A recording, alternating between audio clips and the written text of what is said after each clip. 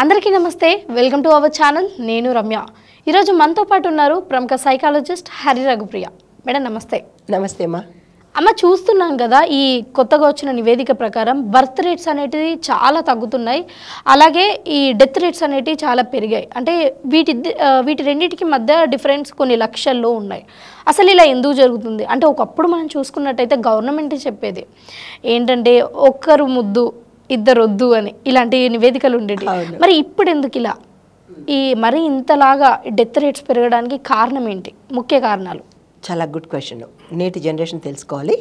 అయితే ఏంటంటే, మన నివేదిక ప్రకారము బర్త్ అండ్ డెత్ నివేదిక ఉంటుంది కదా, ఆ నివేదిక ప్రకారము ఎవ్రీ ఇయరు బర్త్ రేటు పుట్టుకలు తగ్గిపోతున్నాయి, డెత్ రేట్స్ పెరిగిపోతున్నాయి నువ్వు చెప్పినట్టుగా. ఎందువల్ల అంటే దీని వెనకాల ఇప్పుడు న్యూ జనరేషన్ పిల్లలు అంటే థర్డ్ జనరేషన్ నుంచి తీసుకుంటే సెకండ్ జనరేషన్ అండ్ థర్డ్ జనరేషన్లో వచ్చే వాళ్ళకి మన గవర్నమెంట్ కూడా కొన్ని అప్పట్లో ఇందిరాగాంధీ గారు చెప్పేవారు ఏమనంటే, ఒక పిల్ల ముద్దు, రెండోది హద్దు, మూడోది అసలు వద్దు అంటే ఇండైరెక్ట్గా మనకి ఇద్దరు పిల్లలు అని చెప్పేవాళ్ళు. ఇంకా పోను ఏమని చెప్తూ వచ్చారంటే ఒకళ్ళే చాలు అని వేస్తూ వచ్చారు. ఆ ఒకళ్ళే చాలు అని నినాదాలు అంటే గవర్నమెంటు ఇలాంటి నినాదాలు పెట్టేదానికన్నా అది దేనికోసం పెడుతున్నారు అంటే, ఎక్కువ బర్త్ ఉంటే మళ్ళీ సొసైటీ కష్టమైపోతుంది, పోషణ కష్టమైపోతుంది అన్న ఉద్దేశం అయితే కనుక ఎవరి పోషణ వాళ్ళు చూసుకుంటారుగా. ఏ ఫ్యామిలీకి పిల్లలు బరువైతే కారు. అదే ఈ రకంగా ఆలోచించి గవర్నమెంటే చెప్పింది కదా, సో మనం కూడా తగ్గించేసుకుందాము అన్న ఉద్దేశంతో కొంతమంది అది ఫాలో అవుతున్నారు. అయితే ఇప్పుడు మామూలుగా చూసుకున్నట్టయితే కనుక ఈ బర్త్ రేట్స్ తగ్గిపోవడానికి గల కారణాలు ముందు నేను చెప్తాను. ఒకటి, ఈ జనరేషన్ సెకండ్ జనరేషన్ పిల్లలు చూసుకున్నట్టయితే వీళ్ళకి జాబ్స్ మీద వాళ్ళ కెరియర్ మీద ఇంట్రెస్ట్ ఎక్కువైపోయి పిల్లల్ని గ్యాప్ పెడుతున్నారు. వీళ్ళకి ఎప్పుడు అంటే మ్యారేజ్ అయిన వెంటనే ఇద్దరు ఒక అండర్స్టాండింగ్కి వస్తున్నారు. మనకు అప్పుడే వద్దు, మనం ఫుల్గా ఎంజాయ్ చేసిన తర్వాత 4 సంవత్సరాలు 5 సంవత్సరాలు గ్యాప్ తీసుకుని అప్పుడు మనం సెటిల్ అయ్యాక అప్పుడు మనం పిల్లలకి అందాము అని వీళ్ళు అనుకుంటున్నారు. వాళ్ళు పెళ్లి చేసుకున్న తర్వాతనే మళ్ళీ సెటిల్ అయిన తర్వాత పిల్లలకి అందాం అనుకుంటారు. మళ్ళీ వాళ్ళు పెళ్లి చేసుకునేదే 30-32 సంవత్సరాలు. అదే చెప్పొస్తున్నాను. అయితే పెళ్ళిళ్ళు కూడా వీళ్ళు ఎప్పుడు చేసుకుంటున్నారు? పోను ఒక 20లో చేసుకున్నట్టయితే ఒక 3 years గ్యాప్ తీసుకున్నట్టయితే అప్పుడు కనుక ఆలోచన చేసినట్టయితే ఆ ఆలోచన లాంగ్ టర్మ్లో మంచి ఫ్రూట్ ఇస్తుంది. అలా కాకుండా వీళ్ళు నువ్వన్నట్టు 30లోను 40లోను చేసుకుని సెటిల్ అయ్యాక అంటే ఆ సెటిల్మెంట్కి ఒక పారామీటర్ అనేది లేదు. దేనిలో సెటిల్ అవ్వాలి? ప్యాకేజ్లోనా, లేకపోతే లైఫ్ స్టైల్లోనా, లేదంటే హంగు ఆర్భాటాల్లోనా, లేదంటే జీవితంలో ఒక స్థాయికి వచ్చాక. సో ఇవన్నీ అయ్యాక వీళ్ళకి కూడా ఏజ్ పెరుగుతుంటుంది. అప్పుడు పిల్లల్ని కనే అవకాశము రేషియో తగ్గిపోతూ ఉంటుంది ఇద్దరికి, వైఫ్ అండ్ హస్బెండ్ ఇద్దరికి. ఆ రకంగా మనకి బర్త్ రేట్లు తగ్గిపోతున్నాయి. ఇక డెత్ రేట్ల దగ్గరికి వచ్చేటప్పటికి పిల్లల్లో ఏమవుతుందంటే, అది పెద్దవాళ్ళ దగ్గర వదిలేస్తే ఒక 30 నుంచి చిన్నపిల్లల వరకు, మరీ చిన్నపిల్లలు తీసుకుందాం. ఇక్కడ 3 కేటగిరీస్ చెప్తాం. ఫస్ట్ కేటగిరీ, పుట్టిన పిల్లలు తొందరగా చనిపోతున్నారు. కొంతమంది గర్భంలో చనిపోతున్నారు, కొంతమంది బయటకు వచ్చాక నెలల్లోనే చనిపోతున్నారు. అది ఎందుకు అంటే ఈ తల్లి ఆహారపు అలవాట్లు కావచ్చు, ఈ ఐటీ కంపెనీల్లో ఉద్యోగాలు చేసే ఆడపిల్లలు మందు సిగరెట్లు ఎక్కువగా తాగేస్తున్నారు. వాళ్ళు ఫ్యాషన్ కోసం తాగుతున్నారు. అదే జీవితం అనుకొని ఇష్టానుసారంగా పబ్బులకి వాటికి వెళ్ళడము, తాగేయడము.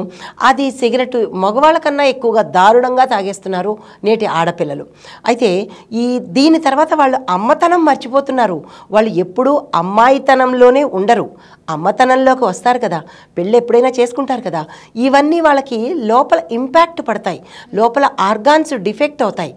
ఇవన్నీ అయిపోయిన తర్వాత ఒక మెచ్యూరిటీకి వచ్చేసి ఆ హైఫై నుంచి సంసార జీవితంలోకి వచ్చిన తర్వాత అప్పుడు నాకు పిల్లలు పుట్టట్లేదు అని బాధపడితే గతంలో నువ్వు చేసిన తప్పులే ఇప్పుడు ఆ పిల్లకి శాపాలు అవుతున్నాయి. సరే పోనీ ఏదో దైవం అనుగ్రహించో లేదంటే తల్లిదండ్రులు కష్టపడో పిల్లలు కన్నప్పుడు ఆ పిల్లలకి అనారోగ్యంతో చచ్చిపోతారు. ఇది కామన్. అది లోపల తల్లి క్షేత్రము పర్ఫెక్ట్గా ఉండాలి. సిగరెట్లు మందులు తాగినంత ఈజీగా లోపల ఆర్గాన్స్ ఉండవు కదా. అప్పుడు ఏమవుతుంది, ఇప్పుడు ఈ అబ్బాయి అట్లాగే తాగుడు తిరగడము సిగరెట్లు మందులు ఉంటాయి. మరి ఆ అమ్మాయి తాగుడు తిరుగుడు మందులు, ఈ అబ్బాయి డ్రగ్స్ కూడా ఇంకో కొత్త యాడెడ్ అడ్వాంటేజ్ ఏంటంటే మనకి ఇక్కడ విపరీతమైన డ్రగ్స్ దొరికేస్తున్నాయి. ఆ డ్రగ్స్ అన్నిటికీ లోపడిపోతున్నారు, వీళ్ళు అలవాటు పడిపోతున్నారు. దానివల్ల పెళ్ళయిన తర్వాత పిల్లలు అనారోగ్యంతో పుట్టి చనిపోతున్నారు. దానివల్ల కూడా అంటే ప్రతి ఒక్కటి ఇంపాక్ట్ అవుతుంది ఇక్కడ. దానివల్ల కూడా మనకి బర్త్ రేట్లు తగ్గుతున్నాయి. ఇది చిన్నపిల్లల దగ్గరికి వస్తే. ఇంకొంచెము 10 ఏళ్ళ లోపు పిల్లల దగ్గరికి వస్తే ఆహారము కల్తీ అయిపోవడం వల్ల, వాళ్ళకి సరియైన పోషకాలు లేకపోవడం వల్ల, అంటే కందిపప్పు దగ్గర నుంచి నూనెల దగ్గర నుంచి ప్రతి దాంట్లోనూ కల్తీలు ఉన్నాయి. బియ్యం దగ్గర నుంచి ప్లాస్టిక్లు అన్నీ కల్తీలు ఉన్నాయి. మరి ఆ పిల్లలు పాల దగ్గర నుంచి చూస్తే అవి పాలు కాదు, తెల్లని యూరియానో ఏదో నీళ్ళ బాటిల్లో కలిపేసి దానిలో నీళ్లు కలిపేసి పాలుగా అమ్మేస్తున్నారు. అవి మనకేంటి తెల్లనివన్నీ పాలు అనుకుని మనం తాగేస్తున్నాము. దానివల్ల కూడా ఏమవుతోంది, రకరకాల వ్యాధులు వచ్చి 10 ఏళ్ల లోపు పిల్లలు చనిపోతున్నారు. అది కూడా ఒక కారణమే, అంటే కల్తీ కూడా ఒక కారణమే బర్త్ రేటు తగ్గిపోవడానికి. ఇంకా టీనేజ్ అమ్మాయిల దగ్గరికి కొంచెం 30-40 అమ్మాయిల దగ్గరికి వచ్చేటప్పటికి వీళ్ళ యొక్క అలవాట్లు కానీ, లేదా వీళ్ళు కూడా ఫాస్ట్ ఫుడ్లు, స్లో ఫుడ్లు, జొమాటోలు, టొమాటోలు అని అనుకొని ఆర్డర్లు పెట్టుకుంటూ ఇంట్లో వంట తినడము, అమ్మ చేతి వంట తినడం అనేది మానేశారు, మర్చిపోయారు పూర్తిగా. ఆర్డర్ పెట్టే వచ్చేస్తుంది. నువ్వు ఆర్డర్ పెడితే ఏమొస్తుంది, కలుషితమైన పదార్థం వస్తుంది.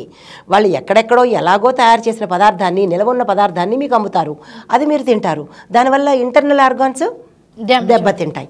మరి ఆ రకంగా యూత్ చనిపోతున్నారు. లేకపోతే 13, 14, 25 ఏళ్ల వాళ్ళకి హార్ట్ అటాక్స్ ఏంటమ్మా? గతంలో అంటే అమ్మమ్మ టైం అప్పుడు 90 ఏళ్ళకు కూడా హార్ట్ అటాకులు రాకుండా పిడుగుల్లా ఉన్నారు. అంటే తిండి కారణాలు కూడా ఇక్కడ మనం కారణంగా చెప్పుకోవచ్చు. లైఫ్ స్టైల్ ఒక కారణం చెప్పచ్చు, లేట్ మ్యారేజ్లు ఒక కారణం చెప్పచ్చు. తర్వాత వీళ్ళు జాబ్ చేసే పనులు కూడా ఒక క్రైటీరియా. ఎలా ఉంటుందంటే జాబ్ టైమింగ్స్ కూడా వీళ్ళకి ఒక ఇంపాక్ట్ పడుతుంది. దట్టు మగవాళ్ళ గురించి చెప్పాల్సి వస్తే వీళ్ళు నడిపే బళ్ళు కూడా ఎలా ఉంటున్నాయంటే స్పైనల్ వంగి వీళ్ళు ఆ కూర్చున్న పోస్చరు, తర్వాత ఆ బండి ఉన్నది కదా, ఆ బండి పెట్రోల్ ట్యాంక్ ఉంటుందా, ఆ ట్యాంక్కి వీళ్ళకి పొట్టకి ఒత్తుకుని ఆ హీట్ కనుకోండి, లేదా కెమికల్ రియాక్షన్స్ కనుకోండి, లోపల స్పర్మ్ కౌంట్ కూడా తగ్గిపోతూ ఉంటుంది. అది ఎవరు ఊహించరు. ఈ యూత్ పిల్లలు పెళ్ళైన వాళ్ళు ఇలా కాకుండా చాలా వరకు యాక్సిడెంట్స్ జరుగుతున్నాయి, వీళ్ళే పోతున్నారు. అది కాదు, పోకుండా గట్టిగా నిలబడిన వాళ్ళకి, పెళ్ళిళ్ళు అయిన వాళ్ళకి పిల్లలు పుట్టకపోవడానికి గల కారణం ఏంటంటే అమ్మాయిల్ని వెనక వేసుకుని వీళ్ళు బాగా వంగిపోయి డ్రైవ్ చేస్తూ ఉంటారు. ఓకే, ఆ డ్రైవింగ్ పోస్చర్ కూడా చాలా ఎలా ఉంటుందంటే అది వీళ్ళకి ఇంపాక్ట్ పడుతుందని తెలుసుకోవట్లేదు. ఆ రకంగా మగవాళ్ళకి స్పర్మ్ కౌంట్ కూడా తగ్గిపోతుంటుంది. అయితే ల్యాప్టాప్స్ మీద, సిస్టమ్స్ మీద పనిచేస్తున్నప్పుడు ఆ రేడియేషను ఆడవాళ్ళకి పొట్ట దగ్గర తగులుతూ ఉంటుంది. ల్యాప్టాప్ అని ఇక్కడ పెట్టుకుంటారు, అంటే మనం ఏం సపోర్ట్ తీసుకుని పెట్టుకున్నా ఆ రేడియేషన్ అనేది మనకి పడుతూనే ఉంటుంది. మొబైల్స్ రేడియేషను పడుతుంటుంది. అంటే మనము చాలా టాక్సిక్ సరౌండింగ్స్లో ఉండడం వల్ల, ఈ కారణాల వల్ల బర్త్ రేట్ తగ్గిపోతుంది. ఇక డెత్ రేట్ దగ్గరికి వచ్చేటప్పటికి చాలా సెన్సిటివ్గా, ఏ శ్రమని తట్టుకోలేనట్టుగా, ఏ ఇబ్బందిని చిన్న సమస్య వచ్చిందంటే చాలు ప్రస్తుతానికి సూసైడు, ఆ సైడు ఈ సైడు అనేస్తున్నారు. అంటే అంత తట్టుకుని నిలబడలే, మీ సమస్యని మీరు సాల్వ్ చేసుకోలేని స్థితిలో సెన్సిటివ్గా ఉండడం వల్ల ఏమవుతుంది, యూత్ ఎక్కువ చనిపోతున్నారు. యూత్ ఎప్పుడైతే చనిపోయిందో నెక్స్ట్ ప్రొడక్టివిటీ ఏది? వీళ్ళంతటా వీళ్ళు స్వయంకృతాపరాధంతో ప్రొడక్టివిటీ నెక్స్ట్ జనరేషన్ తీసుకురావట్లేదు. తర్వాత దేన్ని తట్టుకోలేక వాళ్ళంతా వాళ్ళు చనిపోతున్నారు. మరి ఇంకా ప్రొడక్టివిటీ ఎక్కడుంది? డెత్ రేట్లేమో పెరిగిపోతున్నాయి, బర్త్ రేట్లు తగ్గిపోతున్నాయి. దీనికంతటికీ మూల కారణం ఏంటంటే తల్లిదండ్రులే తమ పిల్లల్ని స్ట్రాంగ్గా పెంచాలి. ఎటువంటి సమస్య వచ్చినా తట్టుకుని నిలబడేలాగా పెంచాలి. ఏ సమస్య వచ్చినా సరే తట్టుకుని నిలబడాలి. అసలు పిల్లల మీద పర్యవేక్షణ పెట్టుకోవాలి. ఎక్కడికి వెళ్తున్నాడు, ఏం చదువుతున్నాడు, ఏం చేస్తున్నాడు, నా కూతురు ఎక్కడికి వెళ్తోంది, అసలు నిజంగా చదువుకోవడానికే వెళ్తుందా, లేదా చదువుకునే టైమింగ్స్ ఏంటి, ఇలాంటివన్నీ గతంలో ఉండేవి. ఇప్పుడు తల్లిదండ్రులు కూడా ఫ్యాషన్గా ఉండిపోతున్నారు. వాళ్ళ వస్త్రధారణలో తల్లినే అనుకరిస్తూ ఉన్నారు.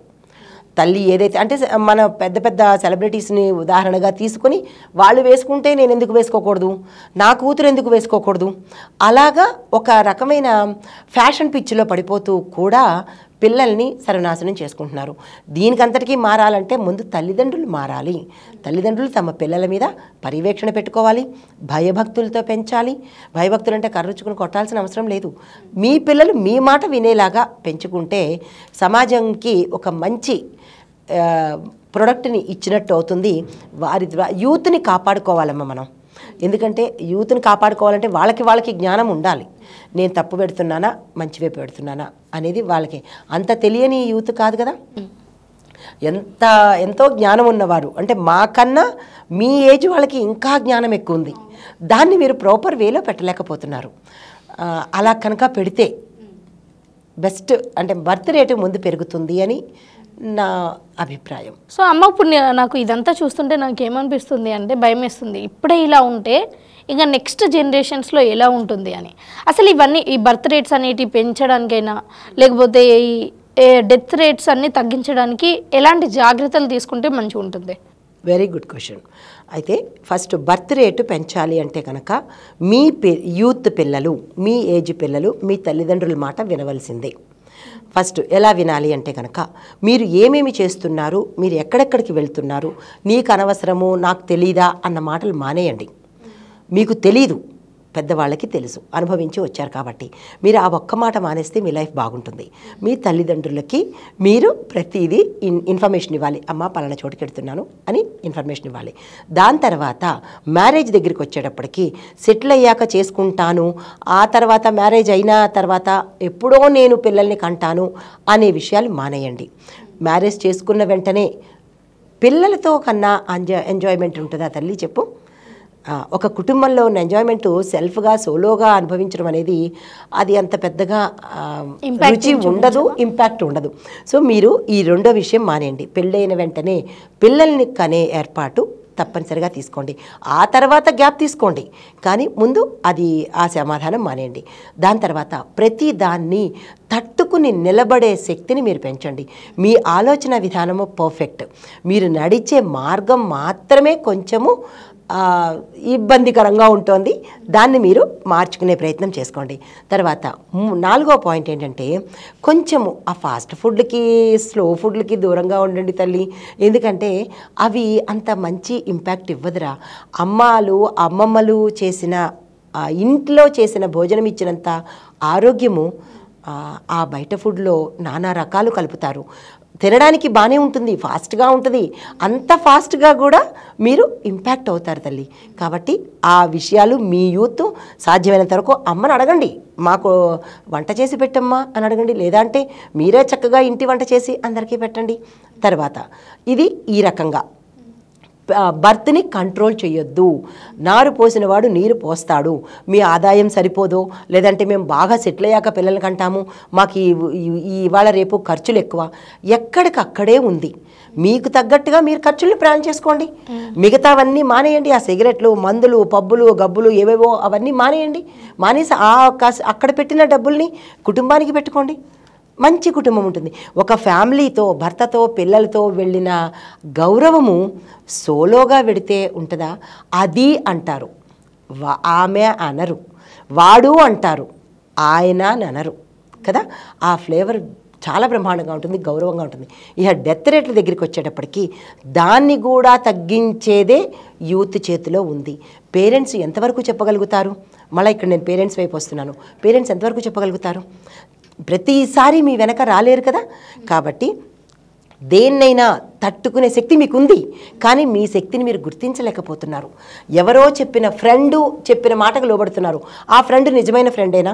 100 మంది చెడ్డ స్నేహితుల కన్నా ఒక్క మంచి స్నేహితుడు ఉంటే సరిపోతుందిగా. మీ జీవితాన్ని చక్కదిద్దే ఫ్రెండ్స్ని ఫస్ట్ ఎంచుకోండి. ప్రతి దానికి బలహీన పడకండి, స్ట్రాంగ్గా నిలదొక్కుకోండి. ఇలాంటివన్నీ చేస్తే బర్త్ రేటు జుప్పని పెరిగిపోతుంది, డెత్ రేటు డౌన్ అయిపోతుంది. మీ యూత్ చేతిలోనే ఉంది ప్రతిదీ. మీరే సాధించగలరు, సాధించాలి. నేను ఈ ముఖంగా చెప్తున్నాను. నెక్స్ట్ 2035 వచ్చేటప్పటికి మన బర్త్ రేటు పెరగాలి, డెత్ రేటు డౌన్ అయిపోవాలి. మీరు డైరెక్ట్గా చెప్పినా ఇండైరెక్ట్గా చెప్పినా ఈ బర్త్ రేట్స్ పెరగడం అనేది మా చేతిలోనే ఉంది. అది మాకు క్లియర్గా అర్థమైంది. మీరు చెప్పినవన్నీ కూడా నేను, నా ప్రేక్షకులు అందరూ కూడా పాటిస్తారు. అండ్ థ్యాంక్ యూ అమ్మా. నమస్తేనన్నా.